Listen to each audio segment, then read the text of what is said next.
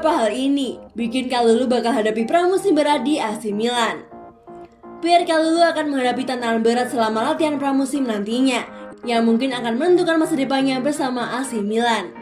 Kalulu yang bergabung dan resmi dengan status bebas transfer pada musim panas tahun lalu telah berhasil menembus ke tim nasional Prancis untuk Olimpiade Tokyo pada musim panas ini yang akan digelar antara 21 Juli hingga 7 Agustus mendatang. Turnamen tersebut tentu akan menjadi peluang bagi bek kanan 21 tahun tersebut untuk terus menunjukkan kualitasnya di level tertinggi.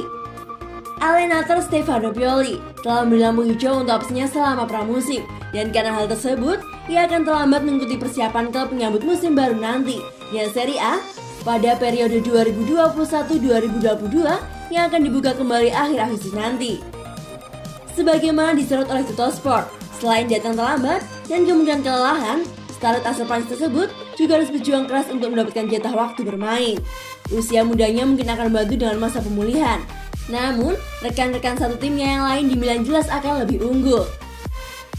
Tampaknya Kalulu akan lebih utama dimainkan sebagai bek kanan musim depan. Setelah musim lalu, Milan banyak menurunkannya untuk mengisi posisi bek tengah. Mengingat raksasa Serie A tersebut akan bermain di 3 kompetisi, yang mungkin akan banyak membantu yang talenta besar yang dimilikinya. Namun besar kemungkinan, ia masih belum akan mendapat banyak jatah waktu bermain. Casey tenangkan Milan soal perpanjangan kontrak, siap gelar negosiasi baru. Frank Casey dikabarkan telah memenangkan AC Milan terkait perpanjangan kontraknya dengan kedua belah pihak yang siap menggelar negosiasi baru dalam waktu dekat ini. Setelah kehilangan Hakan Calhanoglu dan Gianluigi Donnarumma dengan status bebas transfer, Rossoneri sudah tidak sabar menyelesaikan masalah pembayaran kontrak pemain yang akan habis masa tinggalnya pada tahun 2022 mendatang. Casey merupakan salah satu dari mereka, dan ia telah menjadi sosok penting dalam proyek jangka panjang raksasa Serie A tersebut. Menurut kabar terkini dari Milan News, akan ada pertemuan baru yang digelar antara kedua belah pihak dalam beberapa hari ke depan. Dan melalui percakapan telepon belakangan ini, pemain internasional Pantai Gading tersebut menenangkan manajemen bahwa ia ingin bertahan di San Siro. Menyelesaikan masalah pembayaran kontrak merupakan salah satu tantangan terbesar bagi Rossoneri. Mengingat gelandang 24 tahun tersebut jelas menjadi sosok yang tak tergantikan di dalam tim. Di Casa Milan, ada optimisme besar bahwa situasi tersebut akan rampung dengan hasil manis, tak seperti yang terjadi pada Donnarumma dan Calhanoglu. Pastinya, mengamankan perpanjangan kontrak Casey sesegera mungkin akan membantu Milan untuk membungkam beberapa rumor miring yang beredar belakangan ini mengenai pemain-pemain yang meninggalkan raksasa Serie A tersebut lantaran minimnya proyek yang kuat di dalam klub. Kemudian sekali lagi, bakal memerlukan perjuangan keras pula dari sang pemilik, yakni Elliott Manajemen selama prosesnya. Zlatan Ibrahimovic akan tiba besok di camp latihan. Zlatan Ibrahimovic ingin berada dalam performa terbaik jelang pramusim. Ia akan melaporkan kondisinya sehari terlebih awal dari yang dijadwalkan oleh Milan.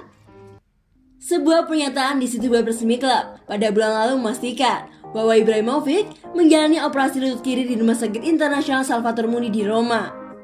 Pemain asal Swedia itu mengalami cedera lutut dalam kemenangan Milan atas Juventus menjelang akhir musim, yang memicu kekhawatiran apakah ia akan absen lagi dari pertandingan. Tetapi, pemulihannya sekarang sedang berlangsung dan ia diharapkan bisa bermain lagi dalam beberapa minggu ke depan. Milan News menulis bahwa pramusim Milan secara resmi akan dimulai pada hari Kamis dengan pertemuan squad dan konferensi pers seperti biasa dari pelatih kepala Stefano Pioli.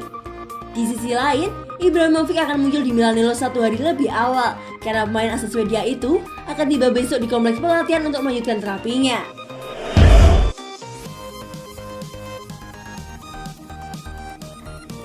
Tidak ada yang mengira jika langkah Denmark bisa jauh ini dalam kejuaraan Euro 2020. Dengan komposisi skuad yang nyaris tidak ada sosok pemain yang menonjol, tim negeri Skandinavia itu tiba-tiba berhasil lolos ke babak semifinal. Terlebih sejak awal kejuaraan, mereka sudah harus ditinggalkan pemain andalannya, Christian Eriksen, yang mesti absen karena mengalami masalah pada jantungnya. Namun, itu justru menjadi suntikan moral luar biasa bagi Simon Kjær dan kawan-kawan untuk tampil Spartan sepanjang turnamen. Kapten tim Simon Kjær dalam keterangannya kepada awak media mengatakan jika timnya telah berjuang dengan seluruh tenaga yang mereka punya. Pemain asli Milan itu secara tersirat mengungkapkan jika lolos ke semifinal belum buat mereka berpuas diri.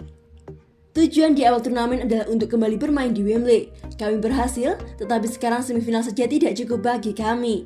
Saya akan berbohong jika saya mengatakan sebaliknya. Sekarang, kami hanya perlu memikirkan pemulihan, karena dalam 4 hari, kami akan memainkan permainan lain. Bertahan di bawah tekanan, saya sebenarnya menyukainya, terutama di permainan udara. Kami bisa saja bertahan dan bermain lebih baik hari ini, tapi kami masih puas, ucap Simon Kjær. Pertandingan babak semifinal Euro 2020 antara Inggris versus Denmark rencananya akan digelar pada hari Kamis, 8 Juli nanti pukul 2 waktu Indonesia Barat. Apa yang terjadi ketika Pobega diduetkan dengan Brahim Diaz? Progres yang diperlihatkan oleh Pobega selama masa peminjamannya seharusnya membantu manajemen Milan berpikir 2 kali untuk menjualnya. Pemain yang juga bersinar bersama timnas Italia U21 ini memiliki kemampuan untuk menjaga stabilitas permainan di lini tengah. Pobega yang merupakan produk Primavera tidak akan kesulitan untuk beradaptasi dengan gaya permainan dari AC Milan. Usia yang masih muda dan penampilan yang impresif akan sangat cocok apabila diduetkan dengan Brahim Diaz. Kombinasi gelandang muda yang akan menopang permainan Milan akan menciptakan gebrakan yang luar biasa. Brahim Diaz yang memiliki visi yang bagus akan sangat membutuhkan gelandang tengah bertipe seperti Pobega. Perpindahan bola yang cepat dan akurasi passing yang tepat akan menjadi hal yang bisa saja terjadi dengan duet tersebut. Apabila Milan berpikir dan memilih untuk tidak menjual Pobega, maka tak akan jadi hal yang mustahil bagi Milan akan kembali ke puncak dan menjadi penguasa Serie A. Bahkan peluang untuk berbicara banyak dalam gelaran Liga Champions juga akan sangat mungkin apabila 2 gelandang muda ini diduetkan di lini tengah. Dengan binaan pemain senior seperti Kessie ataupun Benacer, beberapa laga pramusim yang telah dijadwalkan akan menjadi panggung yang tepat untuk melihat aksi dari duet Pobega dan Diaz. Bagaimana menurut kalian?